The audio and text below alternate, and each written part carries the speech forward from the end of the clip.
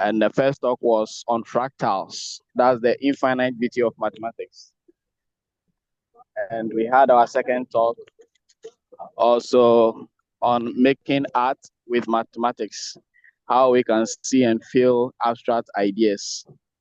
And talk three was on geometric patterns from positive integers. Guidance and Amy Ghana are very much privileged to have in our midst our next speaker for today's session. And he's in the person of Professor Frank Farris. Professor Frank Farris has taught at Santa Clara University since 1984. He served as editor of Mathematics Magazine from 2001 to 2005, and again in 2009, a frequent contributor to exhibitions of mathematical art. He finds ways to use knowledge of mathematics to create digital images that inspire and delight digital works. His book, Creating Symmetry, The Artful Mathematics of Wallpaper Patterns, was published by Princeton University Press in 2015. He has done a lot of other works, which I've shared the link with participants. You can go and get more details of the other works that he's done. And today we are privileged to have him in our midst, going to give us the talk. At this juncture, I'll invite Professor Frank Farris to take over. However, before Professor takes over, I would like to make mention of certain rules for this presentation. Please, if in the course of the presentation you have any question to ask, kindly use the icons, raise up your hand, or you can type your question in the chat and it will be read for you. In today's session, I'm going to be supported by Dr. Nanajua Mbro, who is also amongst us and one of the directors of Guidance. At this moment, I invite Professor Frank Farris to take over. Thank you. Prof? Thanks so Please, much, you can take Carl. over. Thanks so much, Carl. It's a pleasure to be here. I'm grateful that I'm able to participate in this series. You've had some very fine speakers. And one thing that I wanted to say about mathematics is that, I think the world has a lot of problems these days, and sometimes it's very difficult. And in the morning, I read the paper because I want to be an informed citizen and I want to do some small something to help with the many difficult problems in the world. But then after that, I think it's very good for me and maybe for you to take refuge in the beauty and consistency of mathematics. I see it as a refuge, as a place where we can all come together and all find the answer that works the same way. It's that eternal consistency of mathematics that I find so beautiful. So I hope to be able to share a little bit of that beauty with you today. So my talk, it's called It Starts with a Circle, but we could be thinking about the mathematics of the folks saying that everything is a superposition of waves. Have you heard that before? It's something that people say, yes, yes, everything is a superposition of waves. Well, today I'm going to help you see that in a little bit more detail. So here are some topics that I'm going to help you go over. I'm going to start with a really basic look at the unit circle and the sine and cosine functions. Much beloved things. If you know all about them, then I hope you'll enjoy my description of them. And if you don't know about them, then that's okay. I'll tell you. Then I'm going to introduce complex numbers and what is sometimes called the most beautiful formula in the world, the Euler formula. And then we're going to talk about superimposing circular motions. And this curve on the screen was actually made by superimposing circular motions. And it turned out to have this beautiful symmetry. So we'll talk about the symmetry of curves. And I'll explain to you why this curve has the symmetry that it does. And throughout, I've been using GeoGebra to make these diagrams. And I think that many of you are experimenting with GeoGebra. So at the end of the talk, I've offered a PDF that has links to 3 specific GeoGebra files that show how I made these images and that invite you to express your own creativity and maybe the creativity of your students by experimenting with this kind of curve. And then that's pretty much the story I want to tell. But I have to say that last December, something came out of left field. Some mathematicians from Taiwan contacted me with a really surprising thing that is just about these curves, this same class of curves. And so I'll explain to you why that surprised me and stimulated me to make some new mathematical art. So, like I say, there's a PDF available at the end of the talk that has some links that you might enjoy. So let's get started. Well, I said it starts with a circle, so here's a circle. And what is the definition of a circle? A circle is the set of points equidistant from a given point. So call the center O. It's labeled 0 here, and name the common distance 1. And then draw a horizontal line through O, and I'm going to call that the x-axis. Draw a vertical line through O and call it the y-axis. So what I've done here is to introduce Cartesian coordinates based on the existence of a particular circle.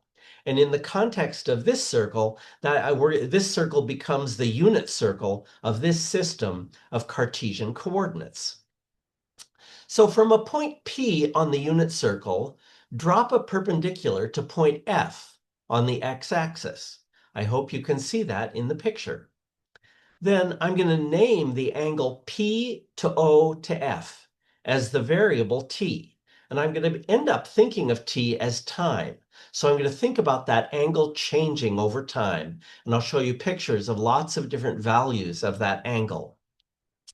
Then I'm going to define the symbol cosine of t to be the horizontal distance OF. It's a trigonometric ratio. You may know it as the adjacent over the hypotenuse, but what it really is the length of that red segment there in the unit circle. Then I'm going to name the vertical distance PF, the length of that yellow segment, as the sine of the angle t. And the reason trigonometry works is that trig ratios are independent of the size of the triangle, so that we can scale this up to any size triangle and still get the trigonometric ratios, these trigonometric ratios to be the same. So now I want to imagine that t represents time, and I want to think of the coordinates of the point P as cosine t as the first coordinate, meaning the projection onto the x-axis, and sine of t as the second coordinate, meaning that vertical distance, PF. Remember, PF is the projection of P onto the y-axis.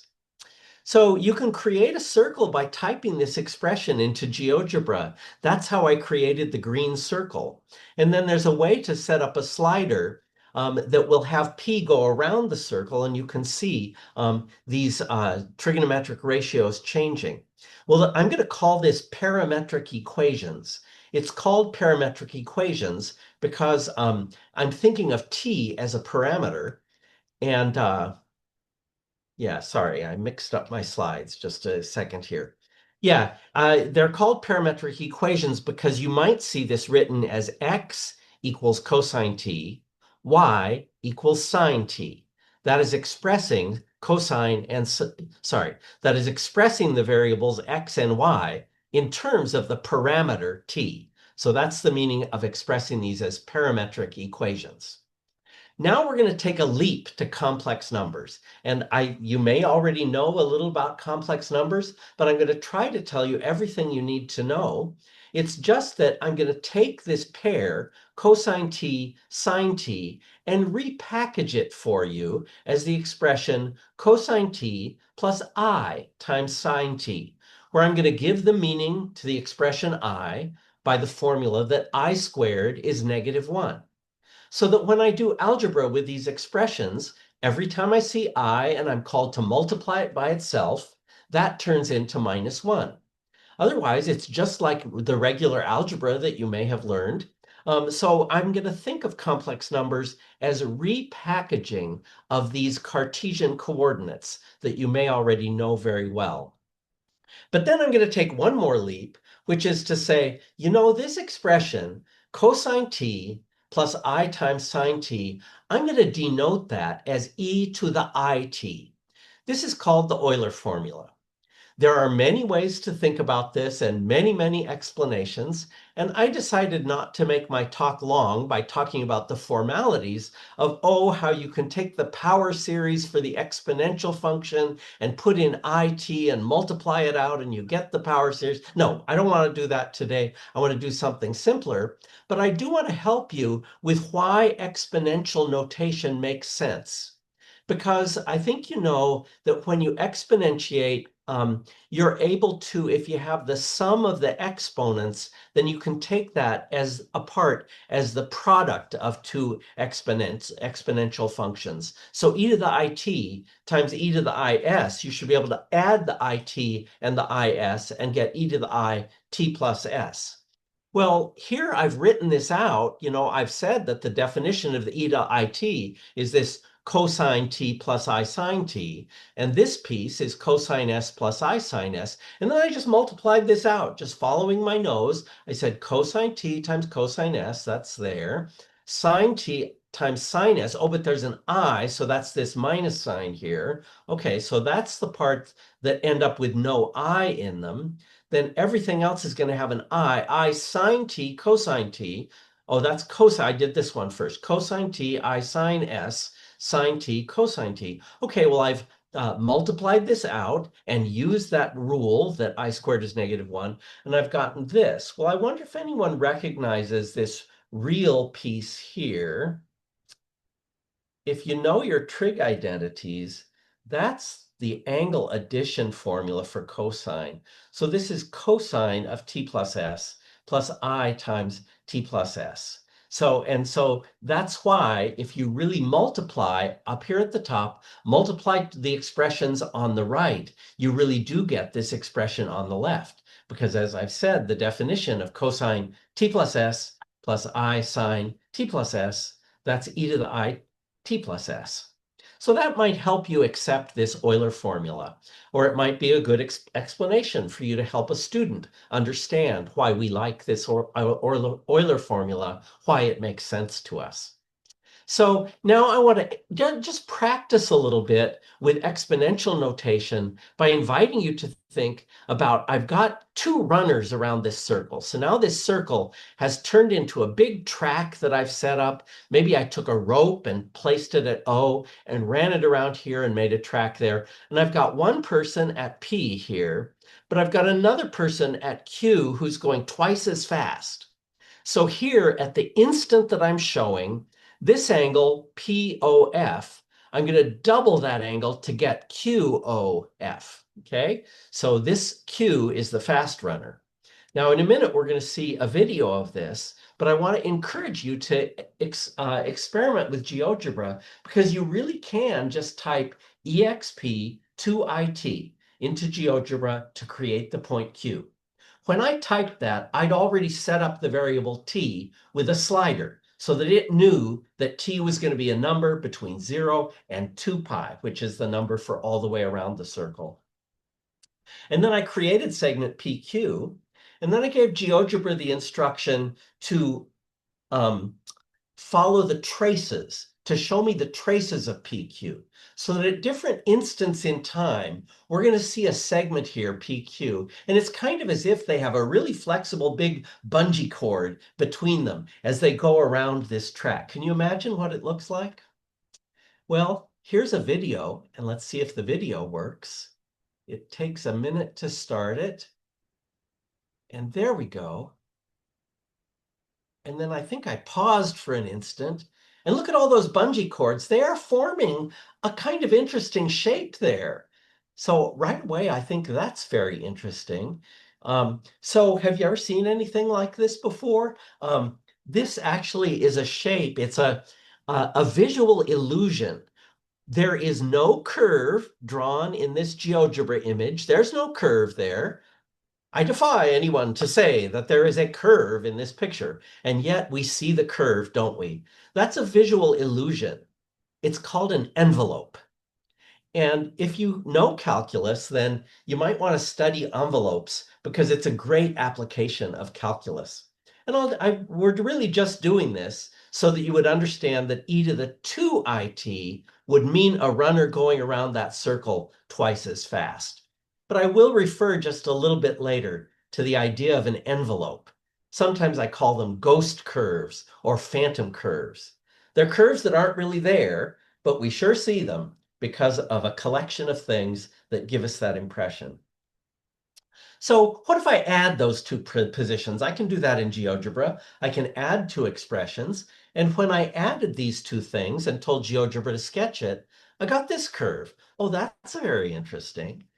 And this is a tool that is pretty universally available in this day and age. You can use GeoGebra, you can type in that expression, and you would see this curve and maybe be able to study it, experiment. So the big question for the subject that I'm working with you today is, with this business of going around a circle, going around twice as fast, maybe adding those, maybe doing some other things, what shapes can I make? What is the totality of shapes available to me by this method of creation?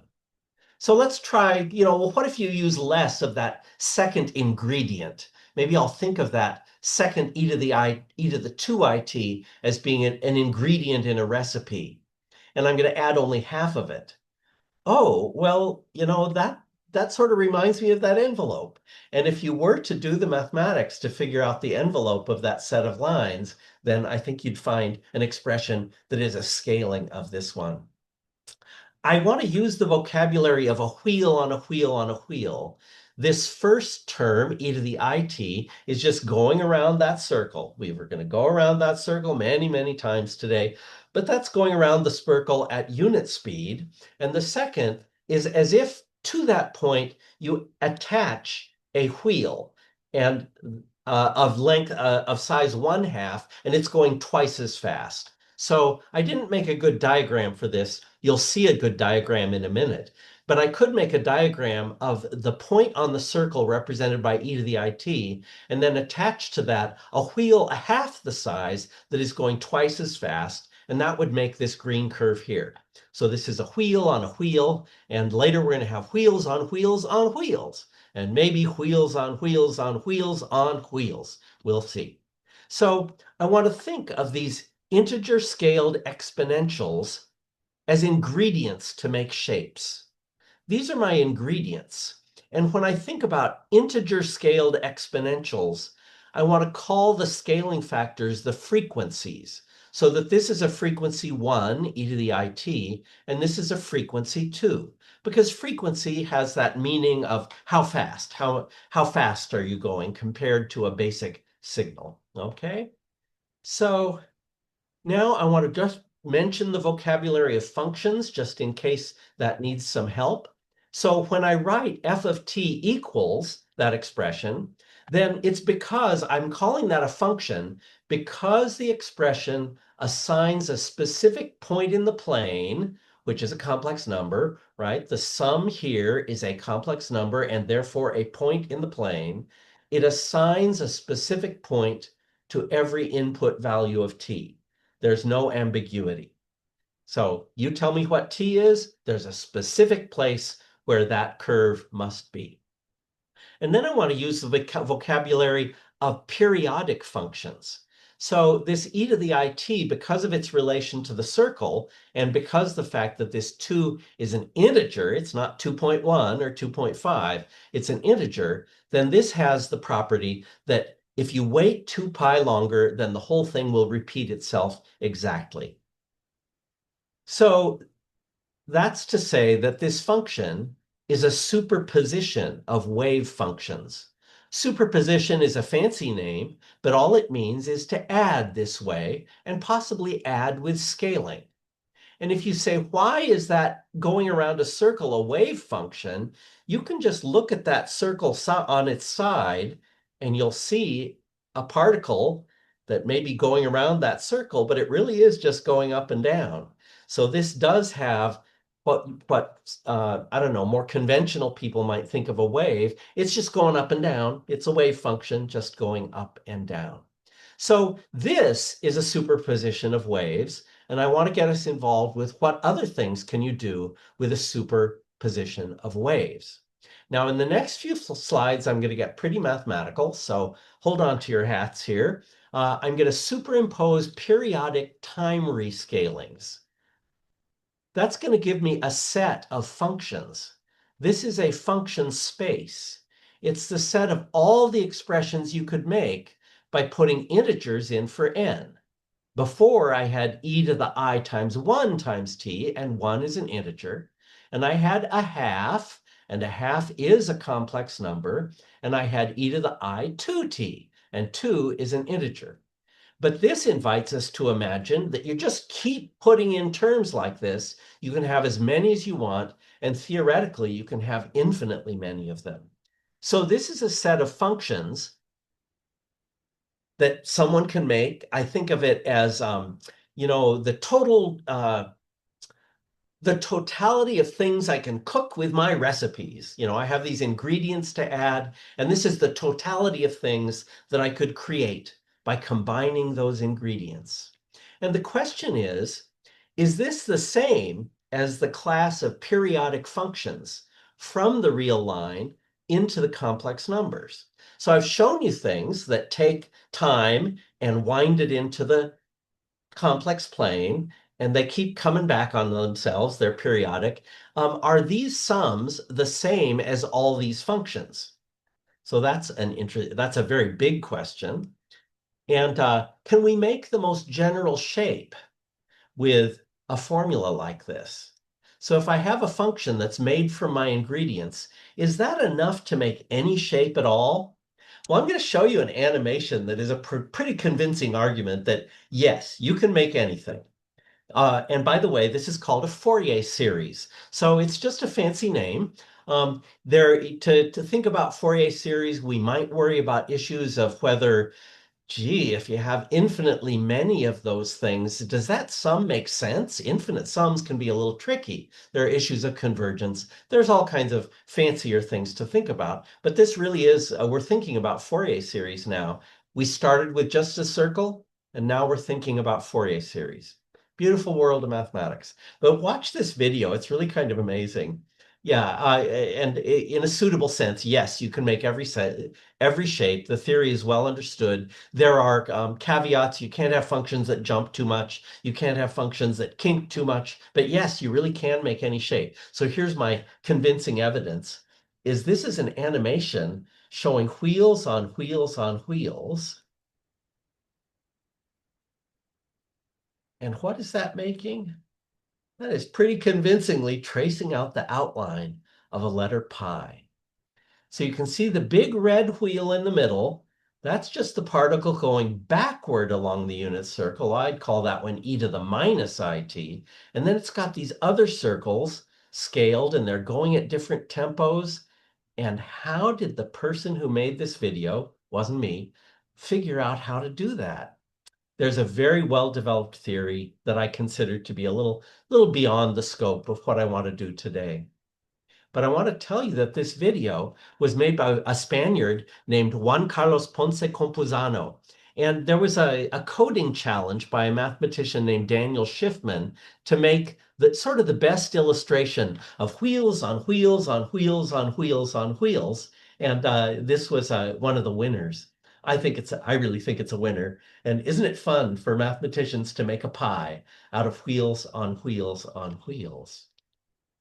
But I have to say that much as I love to talk about wheels on wheels on wheels, the website creator, 3Blue1Brown, posted the definitive video about this topic in 2019. So if you really want to know more about how things are made out of the circular superposition of waves, I really recommend that video. It's quite easy to find.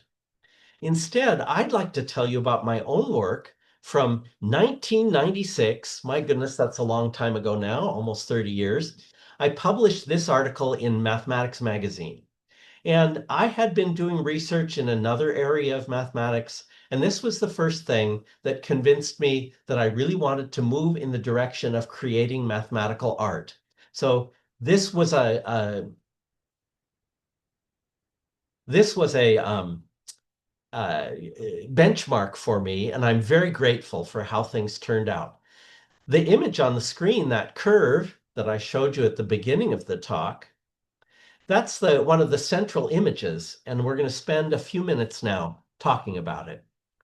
You could call it a medallion or a rosette. Rosette is a name for an object with central symmetry, meaning that if you put a pin in the center of it and turn it by, how many degrees would that be? I wonder if you can ask yourself that. I'll tell you in a minute.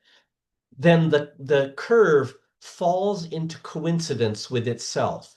If I had transparencies and two copies of this, I could turn this, and turning it exactly the right amount, it would turn out to be exactly the same as if I had not turned it at all. So that's what a rosette is. It has a symmetry that is a rotation. So I want to help us understand the symmetry of this particular curve. Now, at the time, I was using software called Derive. It was rather primitive software. And I was designing curves for my students to study. And actually, I was writing things in terms of cosines and sines because I hadn't figured out how convenient it was to use complex notation. And also, my students had not studied complex numbers at that point. But if I'd known how easy it is, I would have convinced them. So think of this as something that I picked at random. You figure you're going to have e to the it because it's right in the middle. And then let's have half of the next thing. And I don't know, I picked 6. And then I turned it by putting in that I that has the effect of turning this wheel. And I divided it by 3 to make it smaller. And I don't know, minus 14 seemed pretty random to me. So that formula gives this curve. And you look at that and say, I'm looking for the 5. Where is the 5 in that formula? I'm not seeing it. Maybe you're cleverer than I was at the time and can see where the 5 comes in. We need to go through a little something about rotation and complex numbers. So I want to invite you to think about e to the I 2 pi over 5. Let's just focus on that quantity for a second. We said e to the it represented the point on the unit circle that was a fifth of the total way around. 2 pi is all the way around. Let's go a fifth. And if you prefer degrees, 2 pi over 5, 360 degrees over 5, 72 degrees. So that e to the I 2 pi over 5 represents the point on the unit circle that's sort of about here, about 72 degrees. Well, what if I multiply that times just any point at all? The point x plus iy, this represents the generic point in the plane. It's any point whatsoever. Well, I turned the e to the I something into cosines and sines, and I multiplied it all out. Oh my, that's a big expression. But you see that I've got the real part is the cosine of the angle times x minus the sine of the angle times y. And the horizontal component of that point is the sine of the angle plus the cosine of the angle times y. Now, it turns out that these are the rotation formulas for points in the plane. So this illustrates that multiplying by e to the I 2 pi over 5 is the same as rotating that point by 72 degrees. And that's a wonderful thing to know. Let's see how that enters into the analysis of the mystery curve. Yeah, so when I multiply by this magic number, that's the same as rotation through a fifth of a turn. In this curve, I said I sort of picked these at random, and what is it about them? It's like, look at this point. My red arrow doesn't quite point in the right place. I mean to draw your attention to this like little loop, and that little loop. Over here, 2 pi over 5 of the way around, there's a recurrence of that loop. And every 72 degrees, there's a repeat of that. Now, in terms of the vocabulary of the curve here, and oops, I thought I had changed all the thetas to t's, but here's one where a theta crept through. Sorry, it's just another symbol. But anyway, that angle advances by how much of the way in the time domain is this? That really is a fifth of the way later. So this brings me to the functional equation for symmetry. Let's read this together. Take the function and advance time by a fifth of a period. And that's the same as, that nice equal sign, rotating the curve from where it was before. So you can pick any point on the curve here and advance time by 2 pi over 5. And that's the same as a rotation of that point by a fifth of the way around. So this is the functional equation for symmetry. It explains why this curve has the appearance that it does. And the next thing I want to do is try and help you understand how this is really key to allowing you to make your own beautiful curves, because that's really my goal today, is to convert you all into people who will sit with GeoGebra and make a beautiful curve for yourself, for your students, for your own enjoyment, for the enjoyment of others. So here's the symmetry condition, and I want to think about why the curve that I happen to choose quite by random, why is that curve symmetrical? Well, I'm going to focus just on the e to the I 6t. Did you see in that original curve there was 1/2 multiplied by e to the I 6t? Well, let's do what the functional equation says. It says advance time by 2 pi over 5. That means instead of t, plug in t plus 2 pi over 5. Well, I can distribute here and use the exponential law that you can break up the exponential. A sum in the exponent translates to multiplication of the exponential functions. And I'm going to get e to the I 6t, which is where I was before, times this little leftover piece.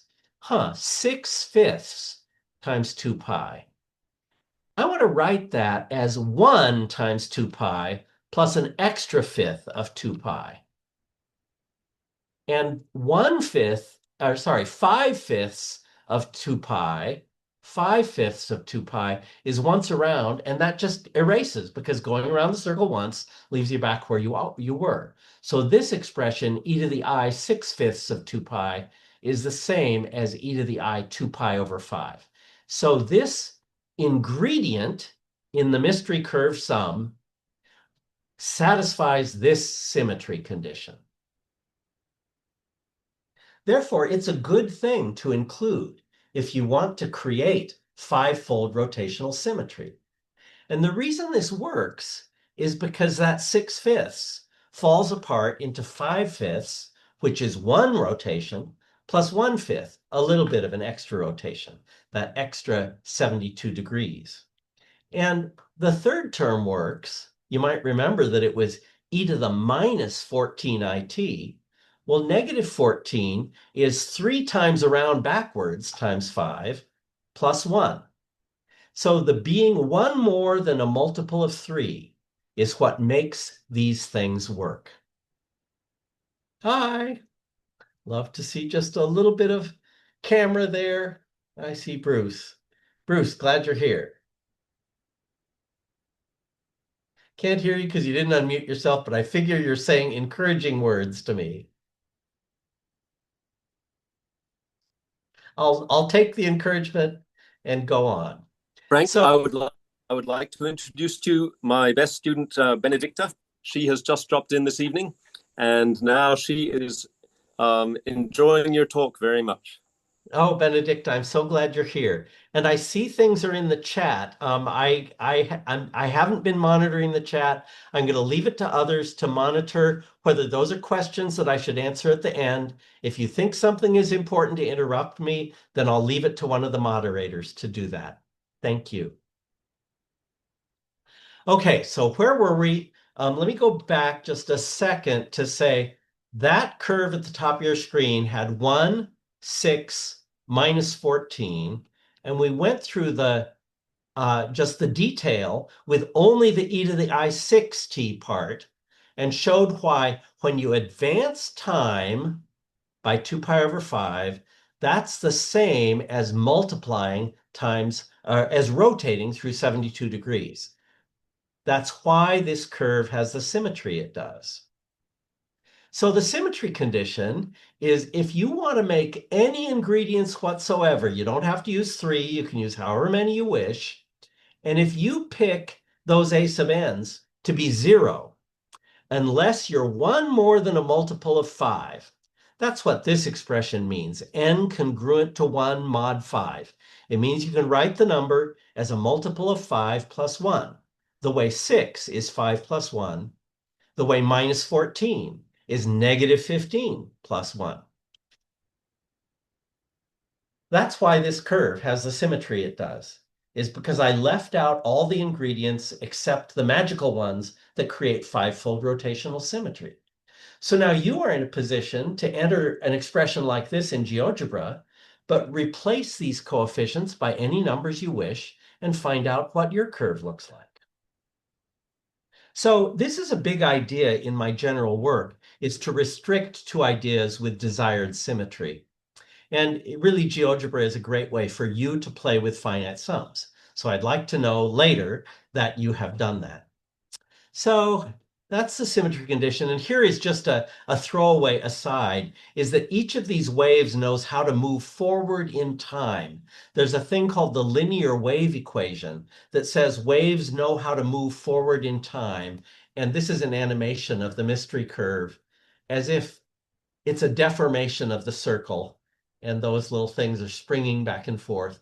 And there's something so aesthetic about the little bounce at the beginning when it just goes to reverse itself. So anyway, that's kind of my idea of a good time, is that animation. Here's a variation that I said that the condition was you got to be 1 more than a multiple of 5. What if I'm 2 more than a multiple of 5? Wonder what that would be like. Well, here I've drawn this curve, and I won't tell you how I found the numbers 0.215 and 0.115. There's an orderly way. But these are the first 2 terms in the Fourier series for a regular pentagram. And so you see that 2 is 1 more than 0, and negative 3 is 1 more than negative 5. So here I'm making this sort of curvy pentagram. And I'll say that if you only choose real coefficients, you're going to get a symmetry that goes that way. So see, this flips about and you could investigate, why is that so? Why does that work that way? So here I took that sum of 2 terms and I said, no matter what you add, what coefficient, what number you put in front of e to the 17 I theta, it's going to have 5-fold symmetry, because 17 is 2 more than a multiple of 5, which is 15. So I'm thinking of this as a path in a design space. It's like there are all these curves out there, and I'm drawing for you a path through that design space. And each of these individual curves has 5-fold rotational symmetry. And I find this excruciatingly beautiful. There is mirror symmetry exactly when that last coefficient is real, there and there. 2 places in the animation where the curve is perfectly symmetric. Otherwise, it has what's called chiral symmetry, CHIRAL. So, and it's good to point ahead to things people might not have studied yet. I think this is a great example of a 3-dimensional vector space, because you can replace these numbers by any numbers whatsoever, and you'll still get a curve of this type. You can add 2 of the curves. You can multiply one of these curves by 2, make it twice as big. That's an example of a 3-dimensional vector space. So I want to tell about a little episode in my life. In the fall of 19, it was before the pandemic. Mathematicians didn't even know how lucky we were to be all together in person at the Institute for Computational and Experimental Research in Mathematics. They do welcome international visitors. Maybe you might visit Providence, Rhode Island one day. It's a very beautiful city. It's where I had my first job. So looking out across this beautiful New England city, I'm a Californian, but this New England city, especially beautiful. This is what you see from the lecture hall. So I was giving a lecture there, I had a beautiful opportunity. So I was thinking about curves. And I made this curve and I fattened it up to be not just a curve. Now, can you tell yourself, oh, this one has what fold symmetry? Do you see that it has six-fold symmetry? I think I made this one out of e to the it and something with e to the I7t, and then maybe some e to the minus 5t, that would work. Anyway, I made this curve, and I saw a demonstration about software that would allow me to fatten this up to make a pipe. So yeah, it's a nice medallion, but when you make it into a pipe, it passes through itself.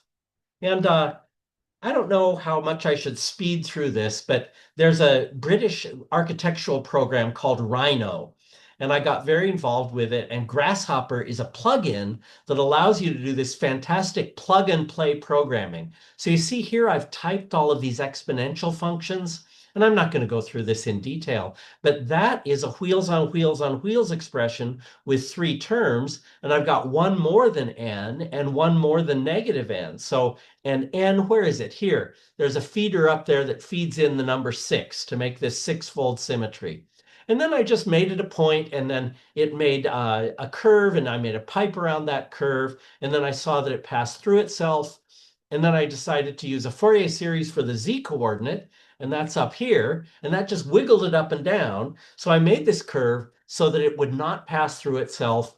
And really, the mathematics to do this beautiful thing is just the simple stuff that I taught you before. It's all just using e to the it and leveraging it. So I want you to make your own one of these. And then I saw this one and said, that curve could hold hands with a bunch of neighbors and it could become a grid. And I wiggled them enough so that they linked with each other. And then I was looking at a wallpaper pattern saying, oh, I've made wallpaper out of these links. And then I realized, you know what some people call wallpaper made out of links? Well, that's chainmail. So here was my first mathematical chainmail. I have printed this in a 3D print, and it really does come apart. And here's another one. So I wrote this as a paper for the Bridges conference. Bridges articles are accessible for free. It pretty much uses the mathematics that I've explained already. So if you'd like to go in that direction, you could figure out how to make your own mathematical chainmail. Who knows, maybe invent a new material made out of these things. So I wanted to just say like 2 minutes about my earlier work because it's after I was doing curves, I went into plane waves. You can imagine like the long, big waves in the ocean, not the breaking waves, but the really smooth waves in the deep, far ocean. And I figured out a way to take a photograph and use a formula for two-dimensional waves and make it into a wallpaper pattern like this. So over here, like there's a function of the plane that takes values over here. So it's a complex valued function. You plug in a point here and it tells you which pixel in the photograph to make. And that is I used a formula that I knew would be symmetrical and it made this wallpaper pattern. So I knew that there should be waves that would make beautiful wallpaper. I can write down the most general formula for a wallpaper function, and then I experimented and found beautiful examples.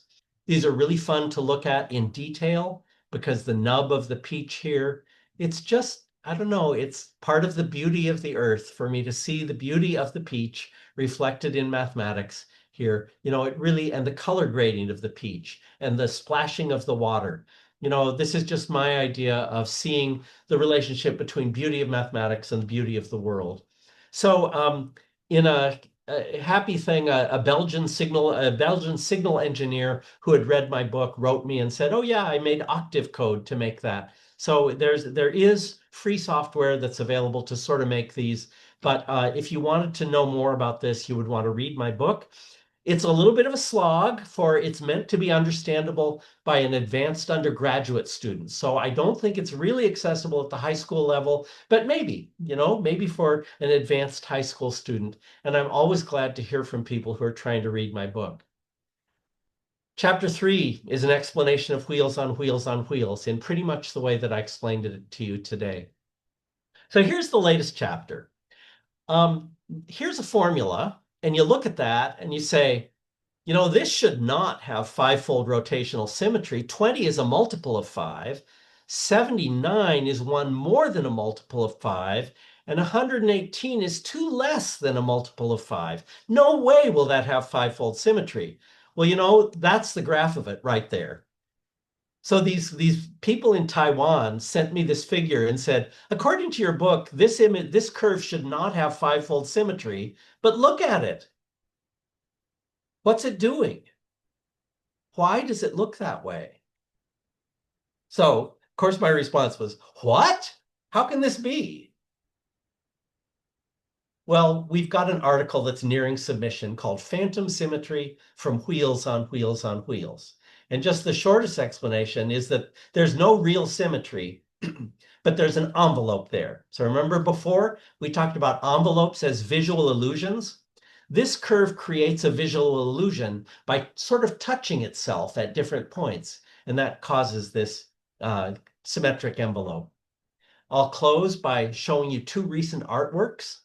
So this one is a formula that's like the one that the guys from Taiwan sent me, but this one has seemingly 6-fold rotational symmetry. And there's 2 ways to look at it. One is to take this loopy thing with 5-fold rotational symmetry and repeat about 50 copies of it in a very specific way. That makes the blue shape here. Take the gold thing, make like 50 copies of it in exactly the right way, and that makes the blue thing. But the blue thing is visually indistinguishable from the red thing, which is made by a single curve, of which this blue thing is the first 24th of that curve. It looks like it's going nowhere, but by the time it gets done, it makes this red thing here. So that's, I don't know, that's my idea of a good time. My next artwork is called Views of the Olive Wood Bowl. I made a bowl out of this thing. There's a way that these 2-dimensional things naturally pop up into 3 space, and you can see that there's loopy curves here. And I won't take too much time to explain, but it's 2 ways of looking at the same thing. And you might contrast, for simplicity, this gold thing at the left and this gold rim thing at the right. I'll show you some formulas that go with these. This is a function of 2 variables that makes these things. It's e to the it plus e to the is, plus e to the I times 3t plus 3s. And on the left-hand side, I've made this into a single curve by putting in 29t for the t and 47t for the s. And that makes a very, very loopy curve. And if you look down on it, it's going to look like that. It has an envelope that has 5-fold symmetry. Another way to look at it is, oh, I didn't have that one. Down here in the corner is if you plug in a particular value of s, then you get a thing with 2-fold symmetry here. That's the purple thing here, and you make lots of those. Instead of that, there's a close-up at the top right. That's imagining a closed box. The box opens to reveal this incredibly loopy thing inside, and you can see the envelope here outlined in gold with 5-fold symmetry. So I'm very delighted to be able to make these things. I'm glad that I'm living at a time when the technology is here, worth dancing over, love it, that allows me to do this. And now I think I'm ready to stop and say that this is now time for you to create something, because maybe you won't get to creation in Rhino soon, but creation in GeoGebra is where it starts, and that really is available. So thanks for your attention. I'm really grateful to spend this time for you. And I think now it's time for me to think about some of these questions that have been coming up. Okay, thank you, Prof Farris, for this inspiring and imaginative session. It was really a celebration of creativity in mathematics. I thank you to our audience. Now it's time for questions and reflection. So if you have any question, you can unmute yourself and then ask Professor Farris. I'm sure he's be ready to answer all of our questions today. And if you're not able to unmute yourself, just type your questions in the chats and we will read it to Prof Farris on your behalf. Thank you. I did see a couple of things in the chat. Everything I'm saying can definitely be done in Desmos.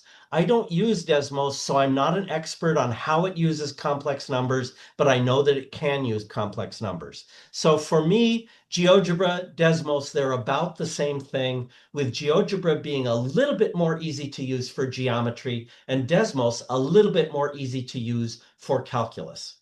There was a question, will I share the presentation? Well, instead of sharing the slides, I want to share with you a PDF that has a lot of links in it that you can click on to do the GeoGebra files for yourself, because I really think that it should be you experimenting with GeoGebra on your own. And then, of course, these presentations are offered on YouTube, so you can go back and watch, and you can watch it fast, you can fast forward and see any of the slides that way.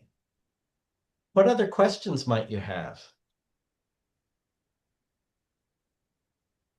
Yeah, Professor Frank, my Yes. students have to go home and go to sleep, but they would like to tell that they have really been enjoying the videos and the pictures and the formulas. Yes. Okay, I'm Benedicta, grateful to hear. wave, Benedicta, wave. And Monica, wave. Yes. Okay, thank you, Professor Frank. We'll send you more questions over email.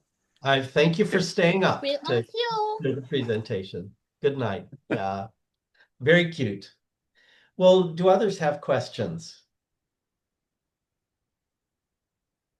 I know sometimes it's hard to think of what to ask, but I'd be happy to hear from you. I'd be happy to go back anywhere. I know I'm probably at the end of my time.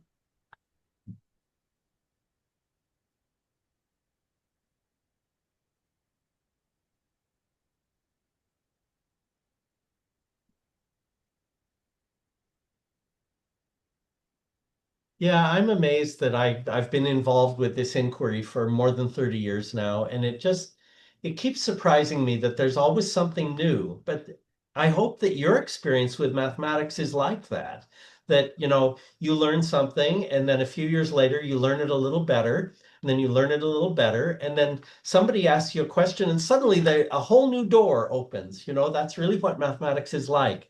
We never run out of things to be interested in.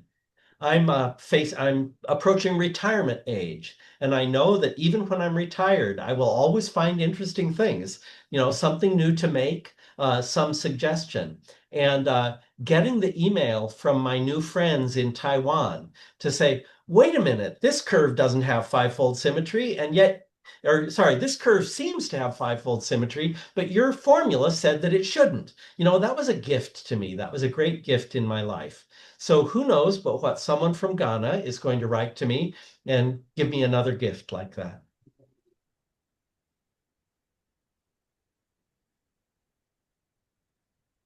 And sometimes I'm in Zoom meetings and I like it when the host says, and now we will have just a moment of awkward silence.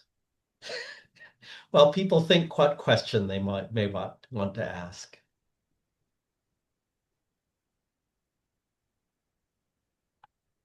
Okay, looks like, do we wait for another 5 minutes if we are still thinking about our questions? I would like to recommend, Frank, that retirement is a wonderful thing. I have been retired for 4 years, 2 of which I have spent in Ghana, learning what it's like to be a junior high school mathematics teacher. It's an amazing experience. So I'm so grateful for your experience, and I've had a little window into it, and that really does inspire me. I'm very glad that you were able to join us tonight and get a taste of working with my colleagues here in Ghana. Yeah, and so, I understand that there are sometimes obstructions to sharing video and to speaking up with questions, but I hope that people have benefited from my efforts here today. I am here to say that the African Institutes of Mathematical Sciences, there are branches in Ghana, Rwanda, Cameroon, South Africa, and Uganda. They welcome visitors from Europe and America, and well, anywhere. And so, okay, I'm not an official representative, but I'm unofficially inviting you to come in person to Ghana and bring some of your artwork in person. Very kind, Bruce. I would love to think that I could take you up on that. Nancy Neudauer has been working on me for many years now. She has visited many of the branches of Ames. So. Oh, okay. So where the process has started. Okay. I